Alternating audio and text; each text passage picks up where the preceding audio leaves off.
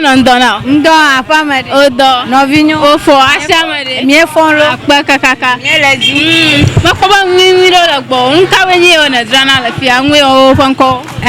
madrana gamo gakogui akache avu fofo re siare kodrana la pona la gbe amako ele gbonye afi anwo bol ha la gbo okata oli lasi hali okata avu okata gamo gbe Sianuli ka gakogui gamo iga pero ka fike na hona la fi jana lo nto etuna gamo ya de ma planet Togoma gake bol ya ma planet oge gake fufofo we ala ya sronya nto wone African burger never kati be yefu pala jimko African burger lo rasta magaibo alo togbi amagaibo ko vude share kopo na lagbe ama alanya titamako alanya keke alanya azawo kata oli mako koji hala gbo koji ahade koji togbi ne etune le kuave tana koji de share jima ala kuave olevenu onwi o kata na jajama gadanya agwarango so koji anani na drame koji oli 150 250 300 ali lolo ma plepashi e mara ka tiala nho hade tiala nwa yeweli 350 clear 250 okay kan mi ba gamo o gbe mi je mi ara hot kuliro le ni ako fiesi nwa gamo re honani nani onya ba boda mi cho na fi pona yo we ba va ko ijivire enya 60 Ghana 70 Ghana okay nana mo le ma ga ko gbe ti ha de mi cho na data ihali 1.5 100 Ghana 30 Ghana okay ihana na mo le popo nya pa kuma lo re ka hare ko o lo homa ba afia popo ya o ba gbanya ko ba no ba popo o ma popo na mo ma le glom na assembly sia yi ta we ba ma ba lo vo kata le ko mafia ko restore bubu ma ga la fia de bana ti aja anji glom na ka fifia mi jiba mia tu mia do gbaja ha bobo mia no gbaja to lo lire ano bobo ru lo lire apesa no le ma hubu ta agwo nani jo le tani ba go ko mia lo na nya ko cho 18 million va se de 25 30 go epo bude share ga ya 1008 kuma lo katan ko je wanu tolo kala siamade wo ngoko ne kala kenya peuple la siam ngo peuple fiela ma fortune crown mi de kuku na government ana pere mian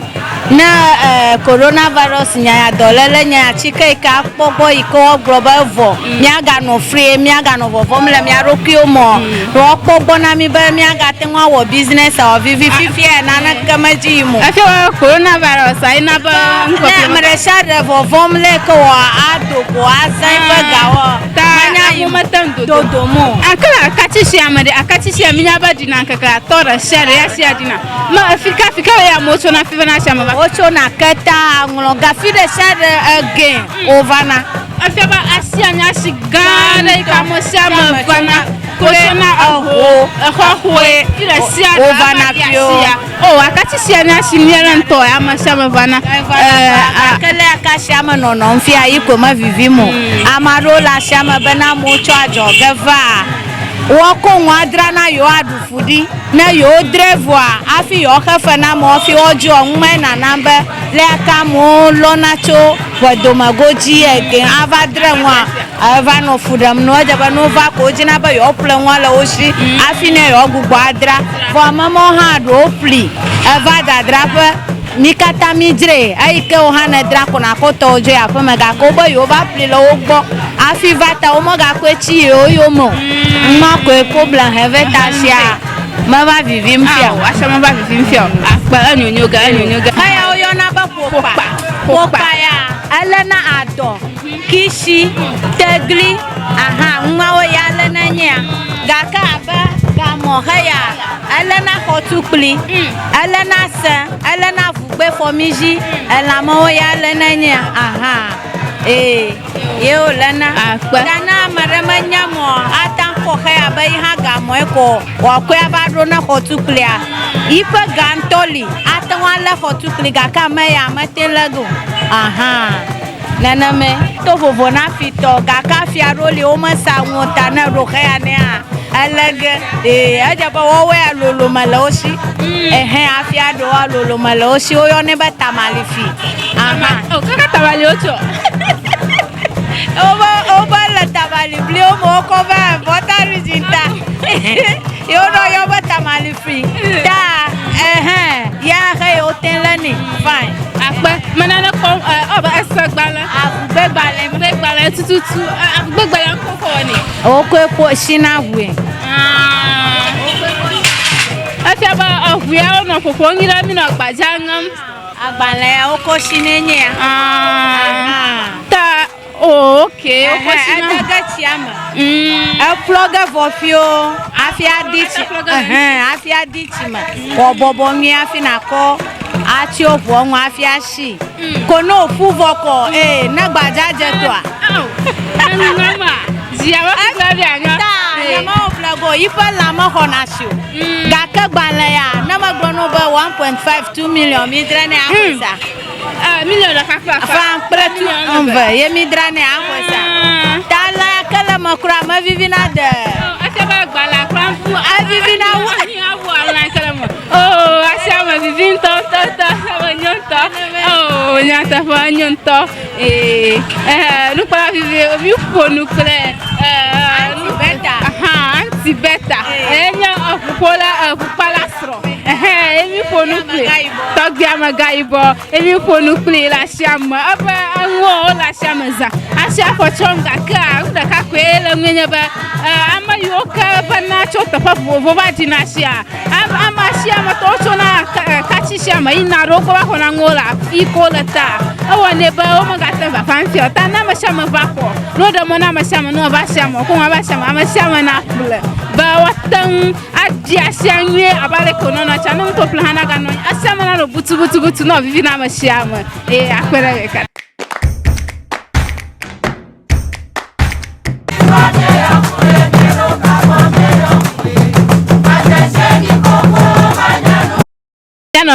ndo afamade odo novinho ofo ashamade mi fonlo akpa kakaka eleji makoba nwi lo gbo nkawe ni ona drana la fi anwe o fanko madrana gamo gakogui akache afufofo re shiare kodrana la pona la gbe amako ele gbonye afi anwo bo ha gbo okata oli lasi hali okata gamo gbe manuli ka gakogui gamo iga pe okata fike na hona la fi drana lo nto etuna gamo ya de ma planet Togoma gaka ebole ama planet oge gaka fufofo we ala ya sronya nte wone African burger never kachi be yefu pala jimko African burger lo rasta amagaibo alo togbi amagaibo ko vude share kopo na lagbe ama alanya titamo alanya keke alanya azawo kata oli mako koji halagbo koji ahade koji togbi ne tunele kuave tana koji de share jima ala kuave olevenu onwi o kata na drama gadanya afarango so koji anini na drama koji only 150 250 300 ali lolo makple pashi e mara ka yo ka chiala nho hade chiala nwa yo eli 350 kle 250 okay kan mi ba gamo ogbo mi je mi ara hotukuli ro le ni ako fiesi nwa gamore honani nani onya ba boda mi chona fi pona yo awe ba va ko ijivire enya 60 Ghana 70 Ghana okay nana mo lema ga ko gbe ti ha de mi chona data ihali 1.5 100 Ghana 30 Ghana okay ihana na mo lema popo nya pa kuma lo re ka hare ko o lo homa ba afia ko ya o ba gbanya ko ba no ba kpɔgbɔ womekpɔgbɔ na mo me le gblɔm na assemblée sia yi ta woe be me va lɔ ʋuwo katã le xɔ me afia kɔ ɖe stɔ bubu me. Le stɔ bubu me. Megale afia dze be ne tsia dza eŋuti egblẽm na. Ke fifia mídzi be míatu míaɖo gbadza habɔbɔ míanɔ gbadza to loli ɖe anɔ bɔbɔbɔ ɖu loli ɖe akpese anɔ lime ʋuʋu ta eʋuɔ neni dzo le tia ne va gbɔ ko míalɔ ne nya kɔ tso 18 million va se ɖe 25-30 ko ekpɔ ʋu ɖe sia ɖe 1008 kumɔlɔwo katã kɔdzi wanyo ŋutɔ lo ke le asia me ɖe woŋuwo kɔ ɖeka ɖeke nye ŋuƒeƒle le asia me. Ŋuƒeƒle fia la mafɔ tsɔm kura o mi ɖe kuku ne gavumenti anekpe ɖe mia ŋu ne coronavirus nyanyadɔléle nye atsike yi ke akpɔgbɔ yi ke wogblɔ be vɔ míaganɔ frie míaganɔ vɔvɔm le mia ɖokuiwo me wɔkpɔgbɔ na mi be míagate ŋu awɔ business awɔ vivi fifia naneke medzi yim o. Efia coronavirus ayina be ŋuƒeƒle ame ɖe sia ɖe vɔvɔm le ke wɔ aɖo ko azã ƒe gawɔ ta mete dodo mo. Akela akatsi ame ɖe akatsi minya be ɖina keke atɔ ɖe sia ɖe ya sia ɖina me fika ya mo tso na five na sia me va. Wotso na keta ŋlɔ gafi ɖe sia ɖe ege wovana. Efia be asi anya asi gã ɖe yi ke ame sia me vana kotso na exɔxɔe ɖe sia ɖe wovana fio. O akatsi sia nya asi mia ɖe ŋutɔ ame sia me vana. Akele akasia me nɔnɔm fia yi ko me vivim o. Ame aɖewo le asia me bena amewo tsɔ adzɔge va. Woko ŋua na yo aɖu fu ɖi ne yo dre vɔa afi yo xe fe na amewo fi wodzɔ ŋume nana be le aka amewo lɔna tso ʋedomego dzi ege ava dre ŋua eva nɔ fu ɖem no edze be no va ko dzina be yo ƒle ŋua le wo si afi ne yo gbugbɔ adra vɔ amewo hã ɖewo ƒli eva dadraƒe mi katã mi dzre eyi ke wo hã ne dra ko na kɔtɔwo dzo aƒe me gake wobe yo va ƒli le wo gbɔ afi va ta wo megakɔ etsi yewo yome o. Ma koe problem heve ta sia ma va vivim fia o asa ma va vivim fia akpa enyonyo ga aya o yona ba popa ya elena adɔ kishi tegli nwa o ya elena nya gaka abe gamɔ heya elena xɔtukpli elena se elena vugbe fɔmizi elamawo ya elena nya yeo lena gana ame ɖe menya mɔ ata kɔ xe abe yi hã gamɔe ko wòakɔe ava ɖo na xɔtukplia yi ƒe gãtɔ li ate ŋu alé xɔtukpli gake ame ya mete le go neneme to vovo na fitɔ gake afia ɖo li womesa ŋu ta ne ɖo xe ya nea elege edze be wɔwoe alolome le wo si afia ɖewo alolome le wo si woyɔnɛ be tamalifi kaka tamali wotsɔ Oba le tamali bli o mo ko va vota rijinta. Yo no yo ba tamali free. Da ya he o ten leni fine. Akpe manana ko oba esagbale. Agbale tututu agbale ko ko ni. O ko epo shina hue. Afia ba ahua o no popo nyira mi no gbaja ngam. Agbale o ko shinenye. Ta okay, plug vofio afia dichi ma o bobo mi afina ko ati o bo won afia shi kono fu voko na gbajaje to a mama zia wa ka bi anya ma o plago ipa la ma honasio ga ka gbale ya na ma gbono be 1.5-2 million mi drene afisa million da kakpa fa pretu enve ye mi drane akwesa tala kala makura ma vivina de asaba gbala krampu avivina wa ni awu ala kala mo asaba vivin to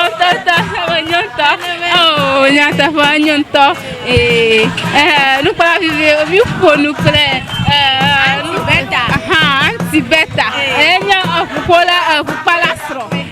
emi fonu kle togbi amagaibo emi fonu kle la siama aba anwo la siama za asia fochonga ka uda ka kwele nwenye ba ama yoka bana chota pa vova dinasia ama siama to chona kachi siama ina rogo ba kona ngola ikola ta o ne ba o magata ba fanfi o ta na ma shama ba ko no da mo na ma shama no ba shama ko ma ba shama ma shama na kule ba watan adia shanwe abare ko no na chanu to plana ga no asama na no butu no vivi na ma shama akwere ka